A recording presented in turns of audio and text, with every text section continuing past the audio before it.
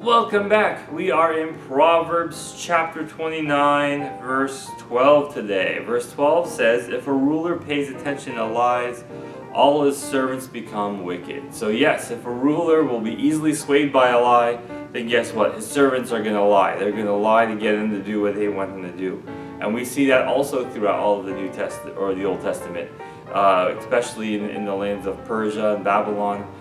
When the advisors of the king would try to get the king to make some crazy law, and the king doesn't really look into it, he just believes them and does it, like in the book of Esther with Haman, and a couple times in the book of Daniel. That's whenever Daniel got in trouble, or Daniel's friends got in trouble, or Esther and Mordecai got in trouble, it was because the king made some decree that could not be reversed because his advisors had talked him into it. He believed the lie. So yes, if you are a ruler of anything, pay attention to the truth, not to the lies. Verse 13 says, "A poor man and the oppressor have this in common: the Lord gives light to the eyes of both." So whether you are the poor man who is being oppressed, or whether you're oppressor, remember you are under God. God is in charge. He rules over you. He is watching you. He notices what you do. He's taking accounts of it. And you will one day have to answer for it. So realize that however powerful you may be, God is more powerful than you. Verse 14 says, "The king who judges the poor with truth, his throne will be established forever." So if you are a king, or if you're in charge of anything, rule your domain in peace and in truth. And God will establish that. If you do it in lies and deceit and deception, God's not going to honor that. So do the truth stuff. That's much better. Verse 15 says, "The rod and rebuke give wisdom, but a child left to himself brings shame to his mother." So the Bible does say we need to punish our children. Corporal punishment is actually a biblical concept. It doesn't hurt the child long term. It doesn't scar the child long term, physically or mentally. If it does scar the child, then you're doing it wrong.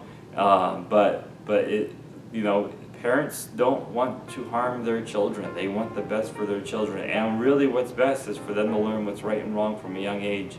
And the best way to do that is with corporal punishment. They learn it, they do good, and then they actually learn respect, because when they get punished, they feel safe, that there are rules and the rules must be followed, and if somebody else was breaking the rules, that they too would get punished. So that helps them to feel safer. Just imagine how safe you feel if you're walking down the street and the police are like, "Okay, we're not going to enforce any rules anymore." And then all the law was like, "We're quitting." The whole defund the police movement. The police were like, "Okay, we'll just quit. We'll go home. We got our guns. We're going to protect our homes. You're on your own." How safe would you feel knowing that there are rules and no one's there to enforce them? The same thing happens with the home. Children need the rules to be enforced upon them so that they feel safe knowing that you're going to enforce the rules upon other people as well. So yes, and if you don't do it, if you don't give the child that safety, they're going to try and seek that safety in some other way. They're going to try and be able to be someone who's bigger and stronger than somebody else, and they're going to be a bully, or they're going to be someone who thinks, "I need to try and protect myself because nobody's going to do it for me." And they lose that innocent childhood, that childhood, what's that word I'm looking for? It's just that personality that they have, that innocence, it's lost, and you can't get that back once it's lost. So if you want to protect the innocence of your child, punish your child, and that'll make him or her a happier and better person later on. Verse 16 says, "When the wicked are multiplied, transgression increases, but the righteous will see their fall." And there's a lot of wicked people, a lot of bad stuff's going to happen.